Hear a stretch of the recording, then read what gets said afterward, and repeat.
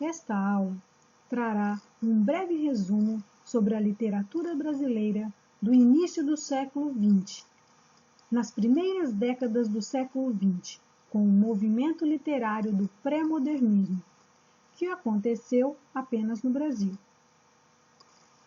Podemos observar a imagem do quadro de Cândido Portinari, que tem o título O Café. Observe o jogo entre o título e a imagem. O título destaca o produto brasileiro que movimentava a economia brasileira no início do século XX. Entretanto, a imagem, em contraponto, traz em destaque o trabalhador negro, excluído pela sociedade. Observem que o quadro de Cândido Portinari representa o estilo da época,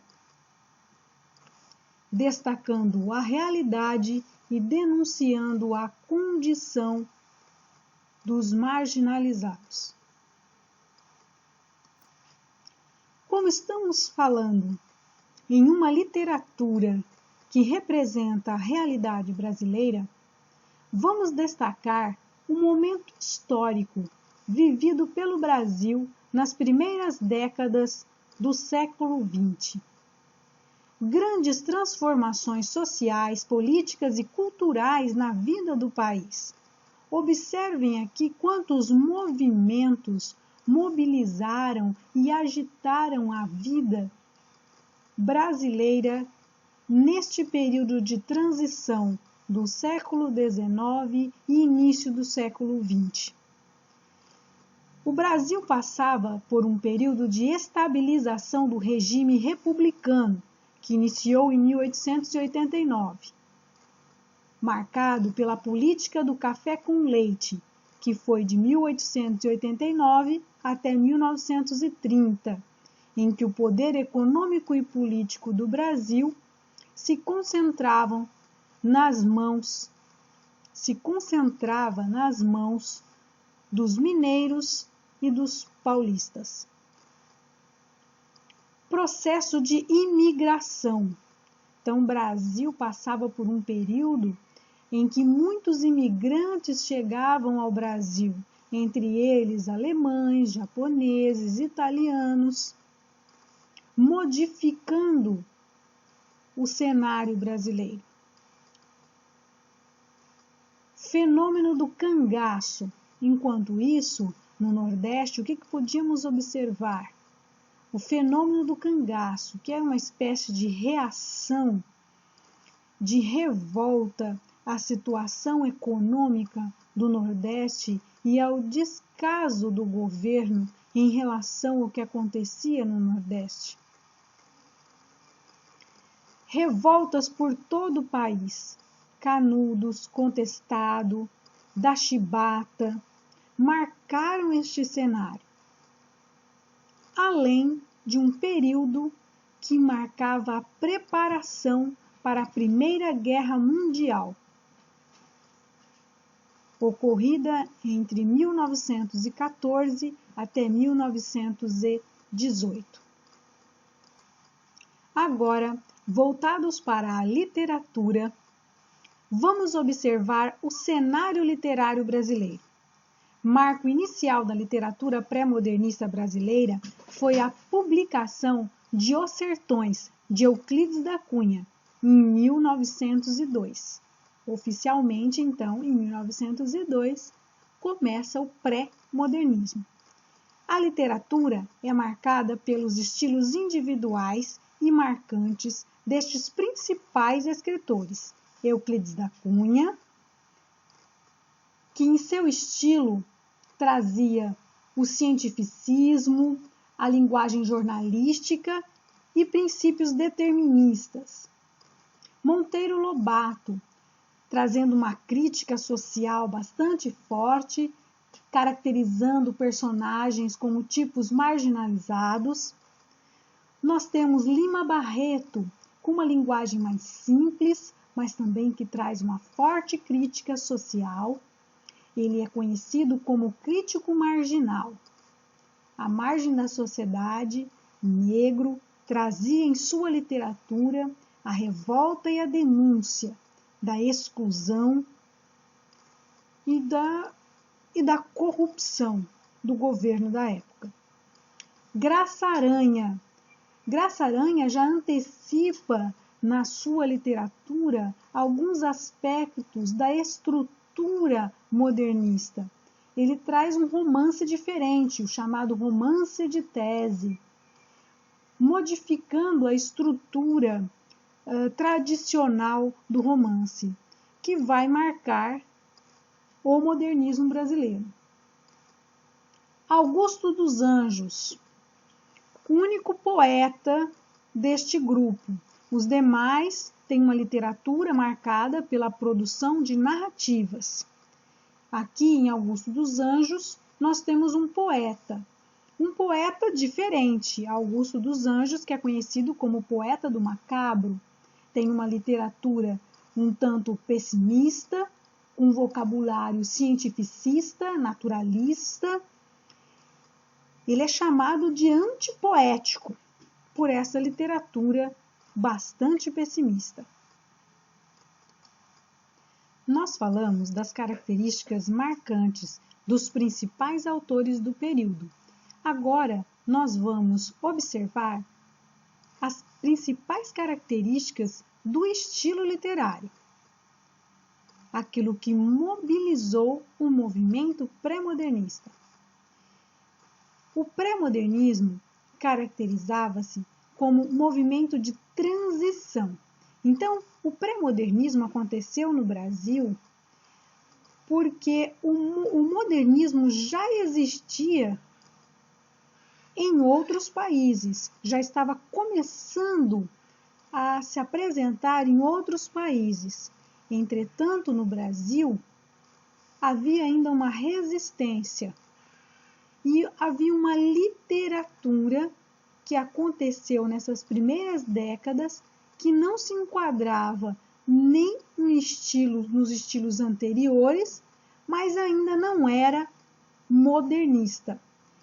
Então, esse período, esse intervalo aproximadamente de 2 décadas, foi classificado como pré-modernista, que se caracterizava por essas duas forças, a ruptura e o conservadorismo.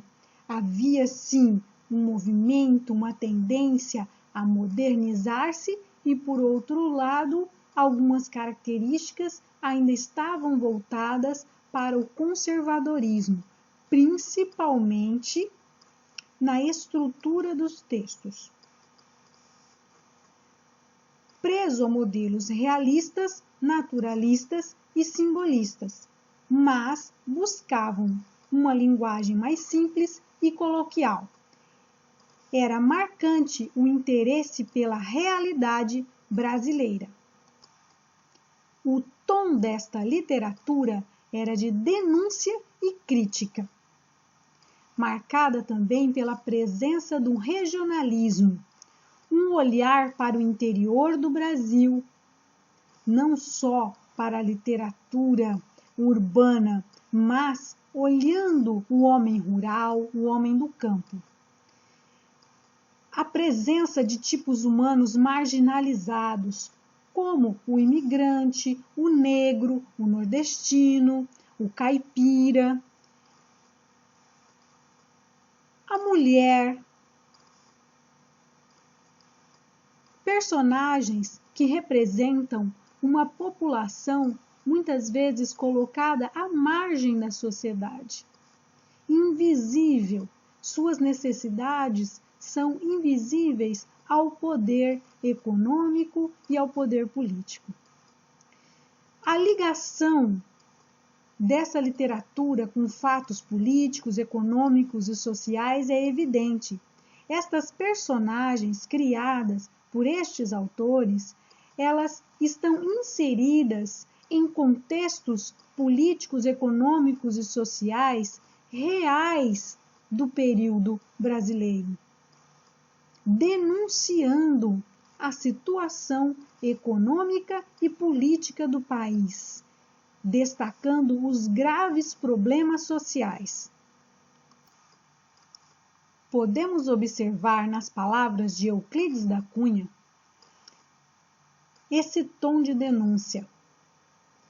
Não há um só homem de coração bem formado que não se sinta constrangido ao contemplar o doloroso quadro oferecido pelas sociedades atuais, com sua moral mercantil e egoísta.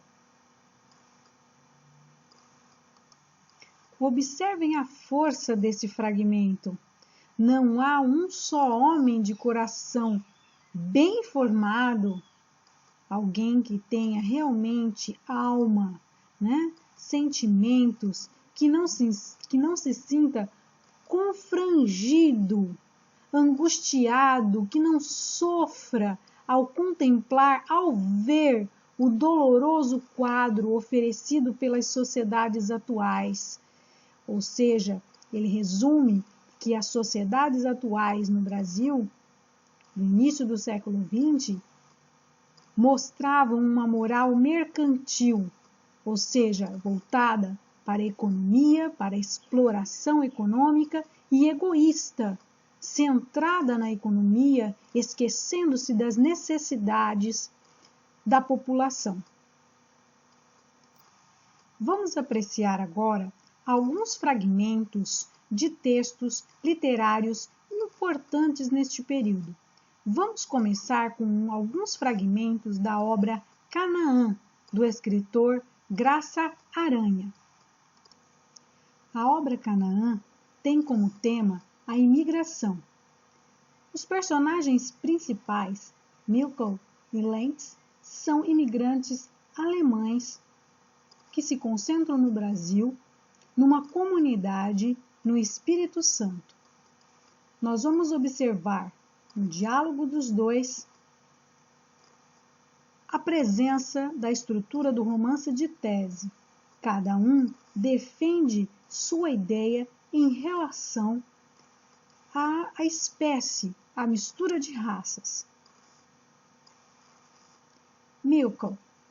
Um dos erros dos intérpretes da história está no preconceito aristocrático com o que concebem a ideia de raça.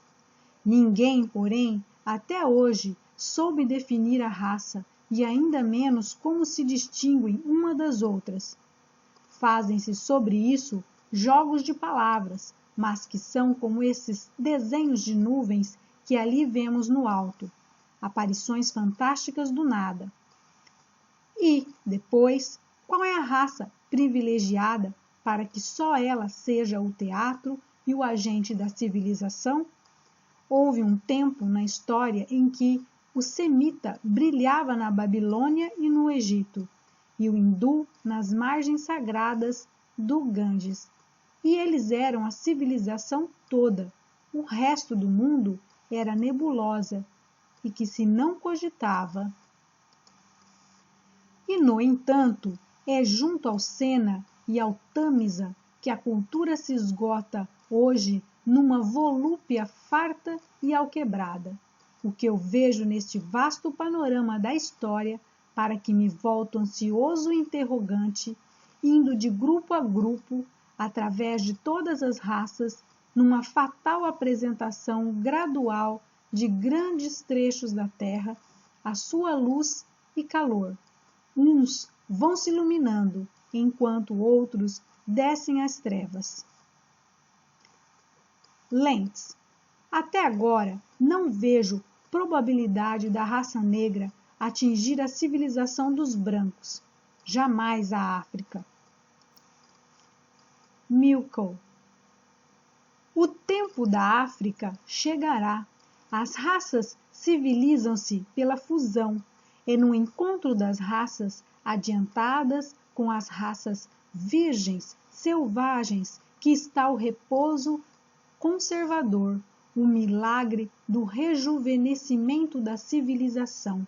O papel dos povos superiores é o instintivo impulso do desdobramento da cultura, transfundindo de corpo a corpo o produto dessa fusão, que, Passada a treva da gestação, leva mais longe o capital acumulado nas infinitas gerações. Foi assim que a Gália se tornou França e a Germânia, Alemanha. Lentz. Não acredito que da fusão com espécies radicalmente incapazes resulte uma raça sobre que se possa desenvolver a civilização. Será sempre uma cultura inferior, civilização de mulatos, eternos escravos em revoltas e quedas, enquanto não se eliminar a raça que é o produto de tal fusão, a civilização será sempre um misterioso artifício. Todos os minutos rotos pelo sensualismo, pela bestialidade e pelo servilismo inato do negro. O problema social para o progresso de uma região como o Brasil está na substituição de uma raça híbrida, como a dos mulatos, por europeus. A imigração não é simplesmente para o futuro da região do país um caso de simples estética. É, antes de tudo, uma questão complexa que interessa o futuro humano. Nós podemos observar claramente que as duas personagens estão em confronto, discutindo as ideias sobre raça que tramitavam naquele período. Nós podemos também perceber que Milton representa a visão mais sonhadora, mais do imigrante que buscava a mudança, a esperança e via o Brasil como a terra prometida. No caso de Lentz, nós víamos uma visão colonialista, conservadora e excludente. Na obra de Graça Aranha, é evidente ao final a vitória do discurso de Milton, o discurso da esperança, da mistura de raças e o de uma nova civilização. Podemos destacar também o fato das personagens localizarem fatos econômicos e sociais da época, denunciando a realidade, criticando posicionamentos e a estrutura do país. A marginalização do negro é evidente, bem como a ligação com os fatos da época, o interesse pela realidade brasileira. Vamos à obra Os Sertões, de Euclides da Cunha, que é dividida em 3 partes: a terra, o homem e a luta. Em cada uma delas, nós podemos perceber a presença de um vocabulário científico ao falar tanto da terra, do homem e como da luta, com aspectos da sociologia e da filosofia. Na parte que refere-se ao homem, que ele retrata como vivia o homem nordestino, quais eram os problemas que ele enfrentava, sua origem, sua estrutura, nós podemos observar a tendência a uma visão determinista, assim como a terra, que mostra a dificuldade do homem de viver nessa terra. Como essa terra castigava o homem nordestino. Vamos então aos fragmentos. A terra. Dilatam-se os horizontes. O firmamento, sem o azul carregado dos desertos, alteia-se mais profundo, ante o expandir revivescente da terra. E o sertão é um vale fértil, é um pomar vastíssimo, sem dono. Depois tudo isto se acaba, voltam os dias torturantes, a atmosfera asfixiadora, o empedramento do solo, a nudez da flora, e nas ocasiões em que os estios se ligam sem a intermitência das chuvas, o espasmo assombrador da seca. Há uma linguagem muitas vezes um tanto poética para caracterizar o sofrimento da seca. Nesse fragmento, Euclides da Cunha apresenta 2 momentos do sertão. Um momento em que há fertilidade, o momento das chuvas, mas depois segue-se o empedramento do solo. A nudez da flora significa a morte das plantas, né?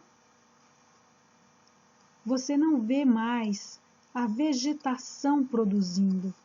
E então vem o espasmo assombrador da seca. Isso é forte. É uma linguagem muito forte para observar o sofrimento do sertanejo nessas regiões de grandes secas. O segundo fragmento aqui destacado refere-se ao homem. O sertanejo é, antes de tudo, um forte. Não tem o raquitismo exaustivo dos mestiços neurastênicos do litoral. A sua aparência, entretanto, ao primeiro lance de vista, revela o contrário. Falta-lhe a plástica impecável, o desempenho, a estrutura corretíssima das organizações atléticas. É desgracioso, desengonçado, torto. Hércules Quasímodo reflete no aspecto a fealdade típica dos fracos, o andar sem firmeza, sem aprumo, quase gigante e sinuoso. Aparenta a translação de membros desarticulados. Agrava-o a postura normalmente abatida, num manifestar de displicência que lhe dá um caráter de humildade deprimente. Aqui nós podemos perceber uma descrição física deste homem sertanejo, que neste último parágrafo provoca até uma certa imagem triste desse sertanejo, colocando com um aspecto feio, típico dos fracos. Entretanto, destacando ainda, né, o desgracioso, desengonçado, torto. Entretanto, ele diz que antes de tudo, o sertanejo é um forte. Ele o define como Hércules Quasímodo. O que é que estes heróis, vamos dizer assim, simbolizam? Essas figuras simbolizam para a literatura. Hércules, a força, né? O mito de Hércules, o semideus. Quasímodo. De onde vem essa palavra? Quem é esse personagem? Do Corcunda de Notre Dame. Quasímodo, feio, mas sábio. Então é essa imagem criada do homem sertanejo por Euclides da Cunha. Nós podemos ver o rico detalhismo de Euclides da Cunha. E uma simpatia, sim, o sentimento forte por esse sertanejo. Aqui uma empatia diante da situação do sertanejo. Vamos acompanhar aqui mais um pouquinho dessa descrição. A pé, quando parado, recosta-se invariavelmente ao primeiro umbral ou parede que encontra. O cavalo se sofreia o animal para trocar 2 palavras com um conhecido. Cai logo sobre um dos estribos, descansando sobre a espenda da sela. Caminhando, mesmo a passo rápido, não traça trajetória retilínea e firme. Avança celeremente num bambolear característico, de que parecem ser o traço geométrico os meandros das trilhas sertanejas. É o homem permanentemente fatigado, cansado diante de sua realidade. A luta, enfim. O fato histórico da Guerra de Canudos é o centro desta narrativa. E aqui então vamos a um aspecto dessa luta. Concluídas as pesquisas nos arredores e recolhidas as armas e munições de guerra, os jagunços reuniram os cadáveres que jaziam esparsos em vários pontos, decapitaram-nos, queimaram os corpos, alinharam depois, nas duas bordas da estrada, as cabeças regularmente espaçadas, fronteando-se, faces volvidas para o caminho. Por cima, nos arbustos marginais mais altos, dependuraram os restos de fardas, calças e doumas multicores, selins, cinturões, capes de listas rubras, capotes, mantas, cantis e mochilas. A caatinga, mirrada e nua, apareceu repentinamente, desabrochando numa florescência extravagantemente colorida, no vermelho forte das divisas, no azul desmaiado dos dolmans e nos brilhos vivos das chapas, dos talins e estribos oscilantes. Um pormenor doloroso completou essa encenação cruel. A uma banda avultava, empalado, erguido num galho seco, de angico, o corpo do coronel Tamarindo. Era assombroso, como um manequim terrivelmente lúgubre, o cadáver desaprumado, braços e pernas pendidos, oscilando à feição do vento no galho flexível e vergado, aparecia nos ermos, feito uma visão demoníaca. Na descrição da guerra, nós podemos observar a condição tanto de um lado quanto de outro, na luta, na morte, a descrição minuciosa de quem foi testemunha ocular de toda a Guerra de Canudos. Euclides da Cunha, como jornalista, esteve na Guerra de Canudos e cobriu, como jornalista, como foi a guerra. De todas as suas observações, anotações, surgiu então a composição do livro Os Sertões. Nós podemos observar aqui essa descrição minuciosa da dor, da morte, da visão demoníaca da guerra, não trazendo vitoriosos, mas apenas perdedores.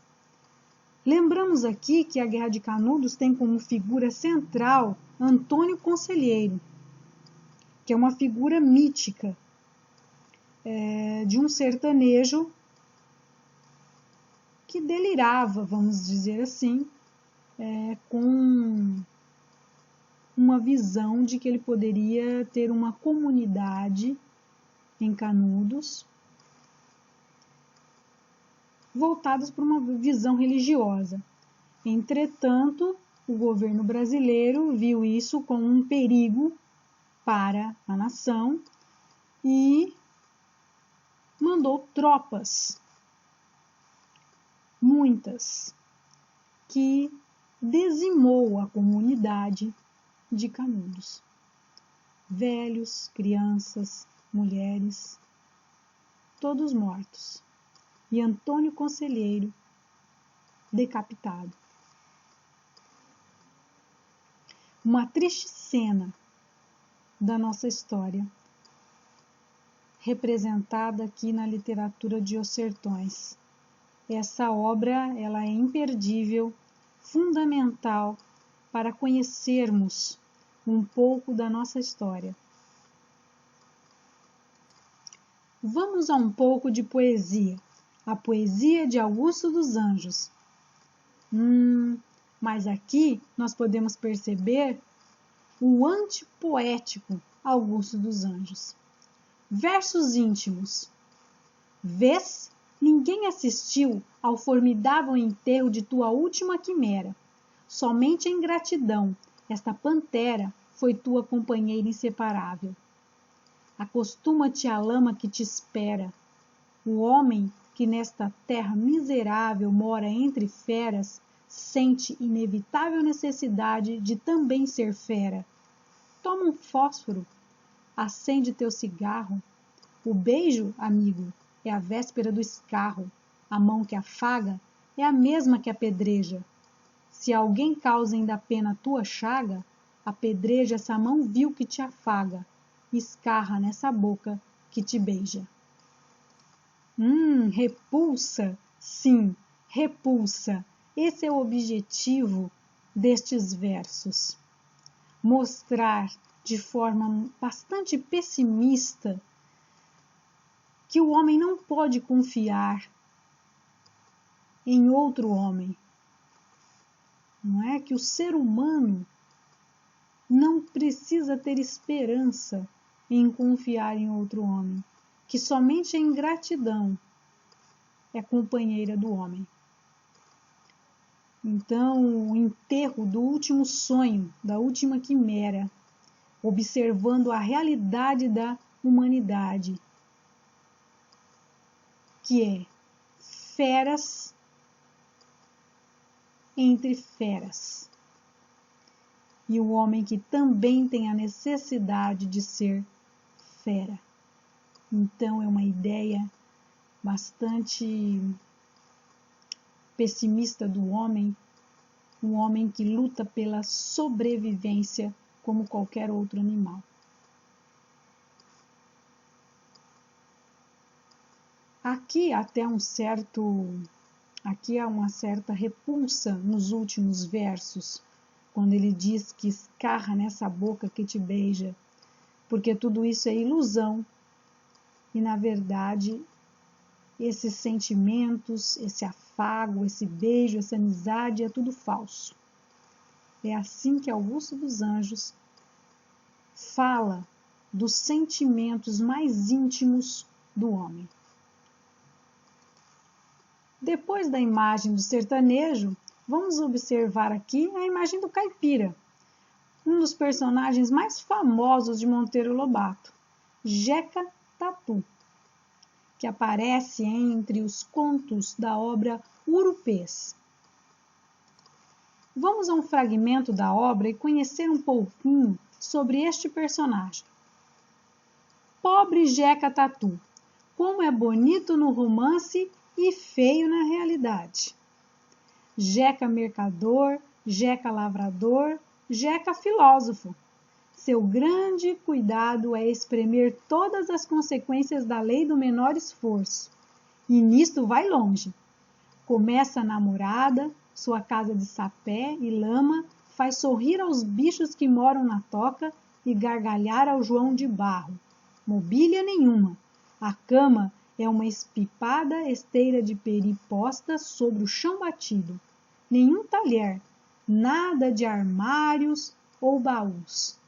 Nós podemos perceber aqui na obra de Monteiro Lobato uma certa ironia ao falar da realidade do caipira, do homem do campo, do interior, que é bonito no romance, aí é uma crítica ao romantismo, tá?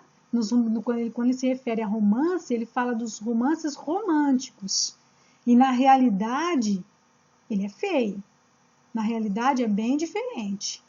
Mas olha as características do Jeca. Ele é mercador, lavrador e é filósofo. A necessidade de saber viver diante de sua realidade. A roupa guarda no corpo. Só tem 2 aparelhos. Uma que traz no uso e outro na lavagem. Seus remotos, não avós, gozaram maiores comodidades. Seus netos não meterão 4ª perna ao banco. Para quê? Vive-se bem sem isso.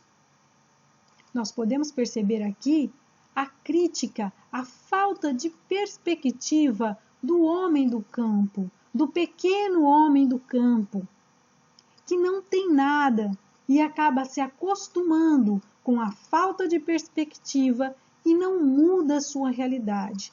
O descaso do governo também mostra que não há interesse em levar progresso a essas regiões, a mudar a condição do Jeca Tatu, que vai se acostumando com aquela vida e vai perpetuando de geração em geração a falta de perspectiva, o comodismo e a falta de condições básicas de vida.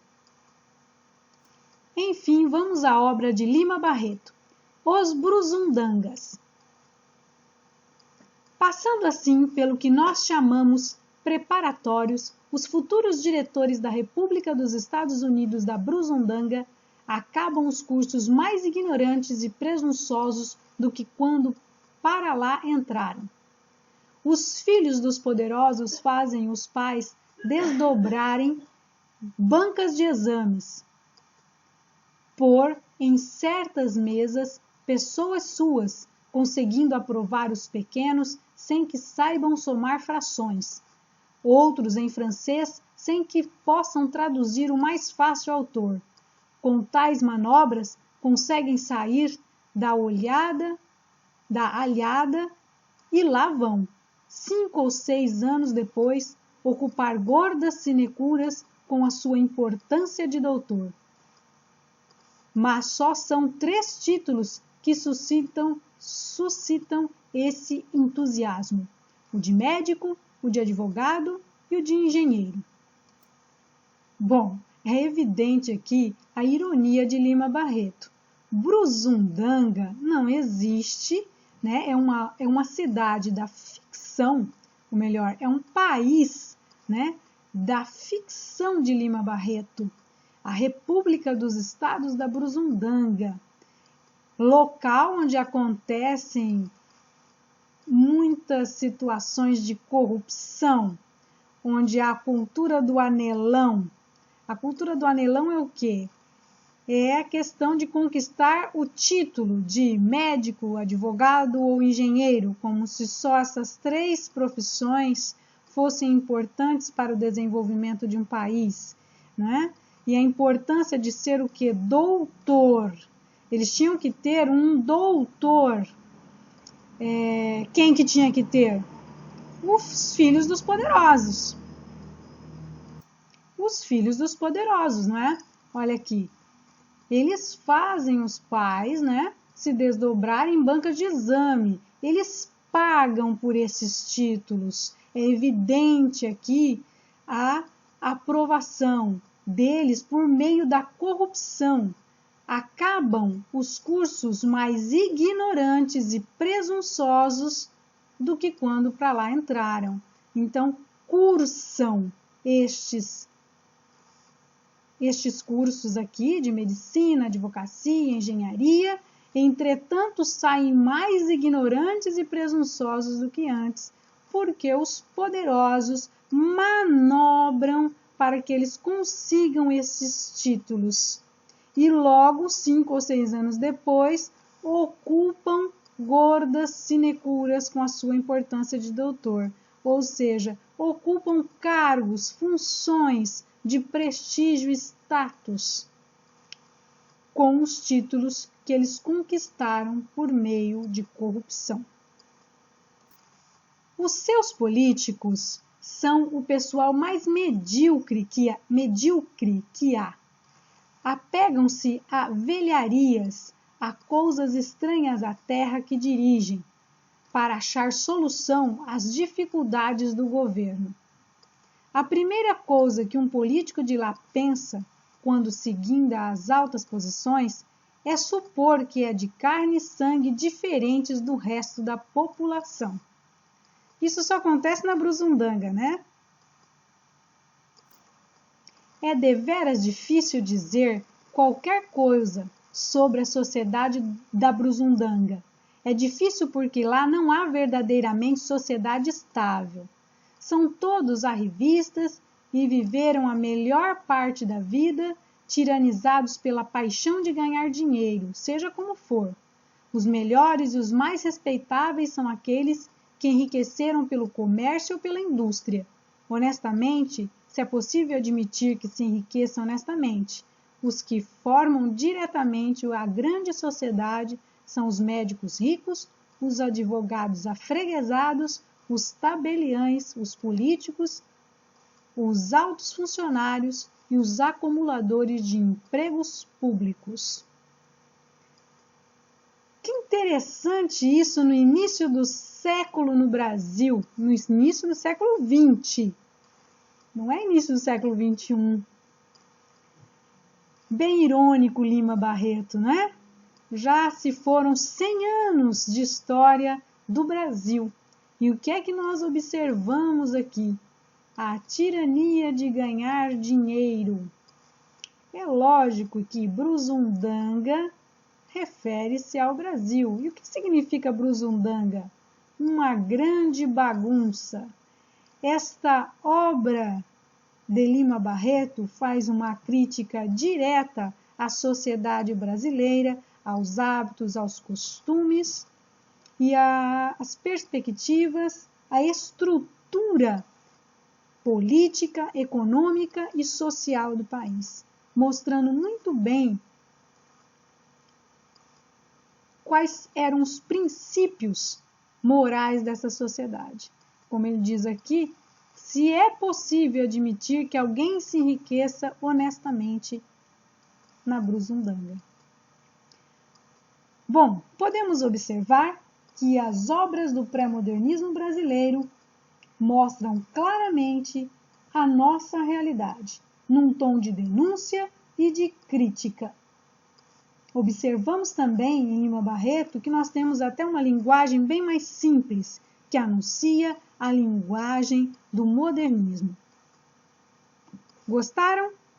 Procurem ler essas obras, apreciá-las na íntegra, que vocês irão gostar bastante e conhecer um pouco mais do Brasil. Até a próxima aula!